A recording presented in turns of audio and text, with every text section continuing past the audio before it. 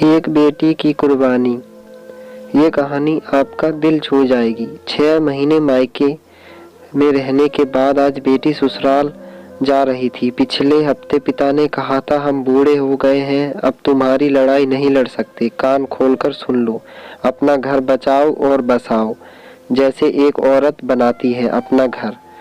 बेटी ने पिता की यह चेतावनी भी वैसे मान ली जैसे उसने हर चेतावनियां सिखाते समझाते हुए लड़कपन से जवानी तक मानी। क्या पहने, क्यों पहने, बाल कैसे बांधे, कैसे उठे, कैसे हंसे, सब पिता के बोलने से पहले पिता की आंखों से ही पढ़ती रही और उसी अनुरूप ढलती रही। आज पिता की कहकर बताना बड़ा, उसका मतलब यह आज तक की सबसे बड़ी चेतावनी है। वह नजरें झुकाए धीमी रूंधी आवाज में इतना ही बोल पाई, जी पापा। माँ ने बेटी की आंख में झांका, वह शून्य था। एक ही क्षण में बेटी कितनी सहजता से भाव बदल गई। माँ हैरान थी, लड़की की कितनी स्तरों पर कैसी कैसी ट्रेनिंग करता है यह समाज। माँ सोच रही थी। माँ ने पिता की आंख में झांका, वह अजीब सी बिरीत फैली हुई थी। माँ का कलेजा अंदर से फटा रह गया। एक औरत कैसे बनाती है घर, ये मुझसे पूछो।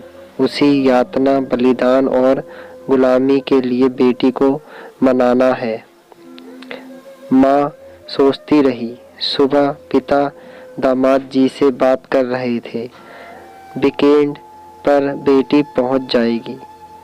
बेटा, आप उस स्टेशन से रिसीव करने आ जाना। बस हम आपको ज़्यादा कष्ट नहीं देना चाहते।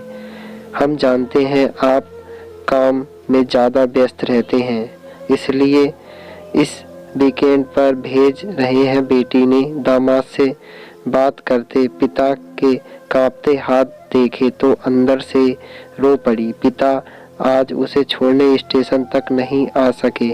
घर से ही जरूरी नसीहत देकर उसे विदा किया। भाई और माँ स्टेशन तक छोड़ने गए। ट्रेन आने तक माँ खुद को संभाल कर खड़ी रही, इधर उधर की बातें करती रही, बेटी को समझाती रही और खुद को भी। उसे आखिर में क्या समझा रही हूँ, खुद को भूल जा, यही नहीं लेकिन खुद को भूले बिना बसती भी तो नहीं। लड़कियाँ उसने मजबूरी का ठंडा लंबा सांस लिया। बेटी को ट्रेन में बैठा, वह नीचे उतरी और वहीं ट्रेन पर एक बेंच पर बैठ गई। वह बेटी के सामने रोना नहीं चाहती थी, लेकिन बरबस फूट पड़ी। रुलाई को वह रोक नहीं सकी। बेटी ने माँ को खिड़की से देखा। ट्रेन चल पड़ी थी। ट्रेन से उतरकर वापस आना चाहती थी, लेकिन उसके सर पर अब नसीहतों की और भारी गठरी लदी थी। वह उस गठरी को छोड़कर उतर नहीं सकती थी। सारे रास्ते वह रोती रही और गठरी को संभालती रही। सो फ्रेंड, ये कहानी आपको कैसी लगी? अगर पसंद आई हो तो प्लीज़ हमें कमेंट बॉक्स में ज़रूर बताएं और हमारे चैनल बिस्सू की वॉइस को ज़रूर सब्सक्राइब करें।